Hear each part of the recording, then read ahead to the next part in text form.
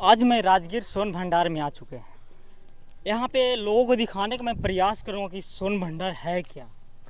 इसके बाद यहाँ पे एक गाइड है, उनसे मैं जानने का प्रयास करूँगा कि इसका क्या महत्व है। मैं ये दिखाने का प्रयास करूँगा। सर, पहले आपका नाम क्या हुआ? मेरा नाम हुआ रविशंकर उपाध्याय। अच्छा। टूरिस्ट गाइड राजगीर जी, तो यहाँ का क्या महत्व है, इसके बारे में आप कुछ जी बता रहा हूँ। आप लोग को सभी को मैं नमस्कार, शुभकामना, मंगलमय करता हूँ। यहाँ का इतिहास है कि जिस ऐतिहासिक जगह को आप लोग देखने आए हैं, इस जगह का नाम बोला जाता है सोन भंडार। सोन का मतलब होता है सुरंग, लेकिन लोग सोना समझ कर आते हैं कि सोना का भंडार है जी। लेकिन है ये क्या? ये सुरंगों का भंडार है, जो 3 माइल की लंबी गुफा है जी। जहाँ से आपका गर्म पानी कुंड का झरना बह रहा है। उसी की जस्ट बगल से 565 सीढ़ी चढ़कर जब ऊपर जाइएगा तो एक व्यवहार गिरी पर्वत है। उसी व्यवहार गिरी पर्वत के जस्ट बगल में सप्तर्णी गुफा और विपली गुफा है। तो जब भगवान बुद्ध को कुशीनगर में मृत्यु हुआ था तो 3 महीने के बाद उसी गुफा के प्रांगण में 500 बौद्ध भिक्षुओं के साथ प्रथम बौद्ध सम्मेलन समिति सभा मीटिंग किया गया था और बौद्धों का धार्मिक पुस्तक लिखा गया था। सुपिटक, विनय पिटक, अभिधम, मतलब त्रिपिटक की रचना मुनि कैसव जी के द्वारा किया गया था। तो उन गुफाओं से लेकर इन गुफाओं का अंडरग्राउंड संबंध रास्ता बताया गया है। हम नहीं करें, बताया गया है। तो इसी गुफा के भीतर में जैन मुनि गौतम स्वामी तपस्या करते थे। तो राजा बिंबिसार का बेटा अजातशत्रु पैसे के लालच में राजगद्दी के कारण अपना पिता को झूले वाली कारागार में बंदी बनाकर तड़पा तड़पा कर मार डाले थे। उनकी पत्नी रानी कौशल्या ने गुस्से में आकर सारा धन संपत्ति इसी गुफा के प्रांगण में जैन मुनि गौतम स्वामी को दान देने के लिए आए थे।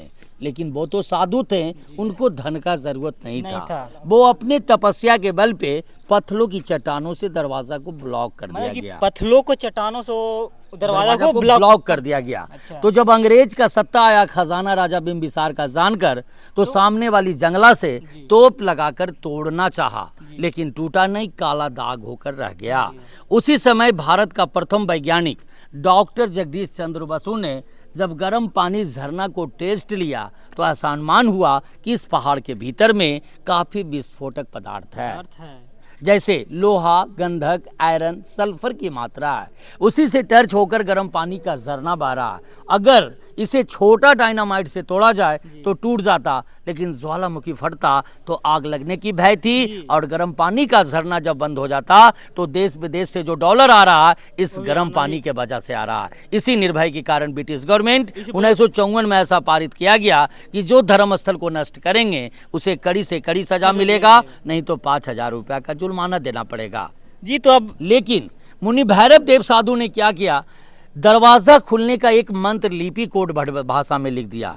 वो मंत्र का नाम था शंख लिपि, कि जो भी शंख लिपि को पढ़ जाएंगे आप रूपी दरवाजा खुल जाएगा। लेकिन भगवान की महिमा, उस मंत्र के साथ क्या हुआ? जो नालंदा की द्वितीय विश्वविद्यालय में 3 बड़ी लाइब्रेरी थी, रत्न सागर, रत्न रंजन, रत्न दधी, उसे 1199 में जब बख्तियार खिलजी का आक्रमण होने लगा, उसी आक्रमण में सारी लाइब्रेरी में आग का चिंगारी फेंक दिया गया, जो 6 माह तक इसकी पुस्तक जलते रहा। इसी कारण से खुल सिम वन सिम का कोड भाषा में कहानी रह गया। तो भीतर चलेंगे, मैं दरवाजा, लिपि, मंत्र सब दिखाऊंगा। चलिए देखिए, अंदर चल के दिखाते हैं। देखिए, यही सोन भंडार का गेट हुआ। यही गेट से अंदर प्रवेश कर रहे हैं और दिखाने का प्रयास कर रहा हूँ। यहाँ पे जो गाइड है यहाँ पे दिखाने का वो प्रयास करेंगे।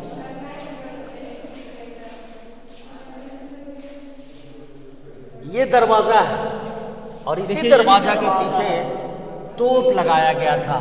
मतलब तोप लगा से उड़ाना चाह रहा था और उसी खिड़की से तोप लगाया गया था। लेकिन टूटा नहीं। इधर आए।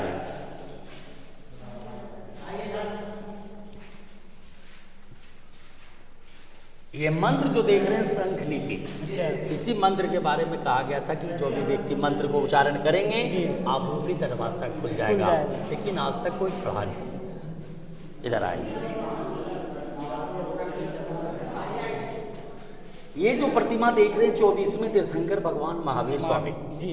माथे का सिन, गोली का सिन, पैर, धर्मचक्र और शेर का निशान। नीचे 1.5 फीट गड्ढे से तीसरे तीर्थंकर पारसनाथ, और नेमिनाथ का प्रतिमा मिला, लेकिन दोनों प्रतिमा कीमती था। जब से मूर्ति चोरी होना प्रारंभ होने लगा, इसे निकालकर नालंदा म्यूजियम की संग्रहालय में रखा गया।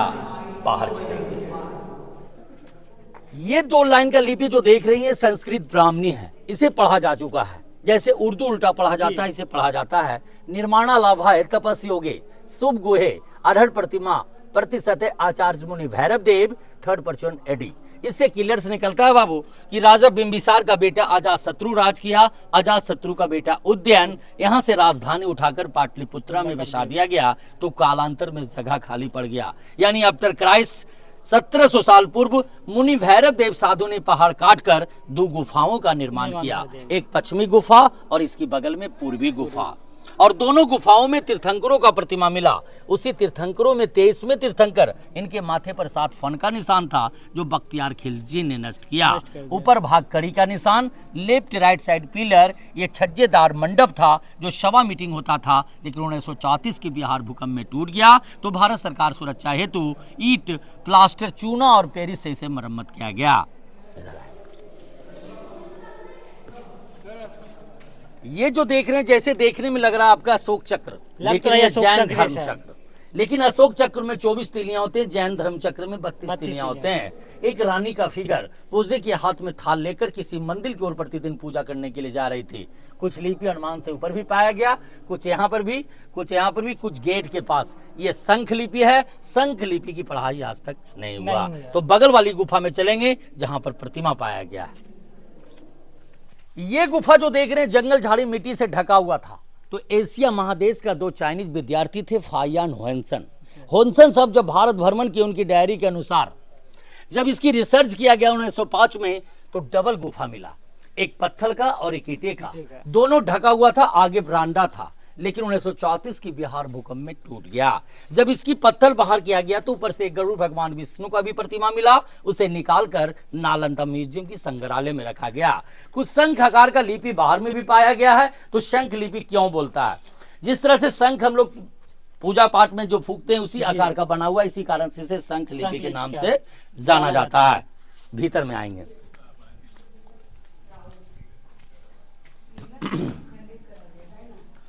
ये जो प्रतिमा देख रहे हैं जैन तीर्थंकरों का, तो जैन धर्म गुप्ता काल पीरियड में एक धर्म से 2 धर्मों को मानते थे, दिगंबर और श्वेतांबर। जैसे में 24वें तीर्थंकर भगवान महावीर स्वामी कल्प वृक्ष के पास तपस्या किए थे, उनका प्रतिमा बनाया गया। 23वें तीर्थंकर भगवान पारसनाथ, दूसरी तीर्थंकर आजितनाथ, अगजेवीनाथ, नेमिनाथ और आदित्यनाथ का प्रतिमा मिला, लेकिन बख्तियार खिलजी ने सारे प्रतिमाओं को नष्ट कर दिया। तो पुराना राजगीर आपका बसाया गया बस स्टैंड के पास, जो अजात शत्रु किला मैदान के नाम से जाना जाता है। तो राजगीर का ओल्ड नाम बोला गया गिरिवर्ज। गिरि का मतलब होता है पहाड़, वर्षमुषवासी।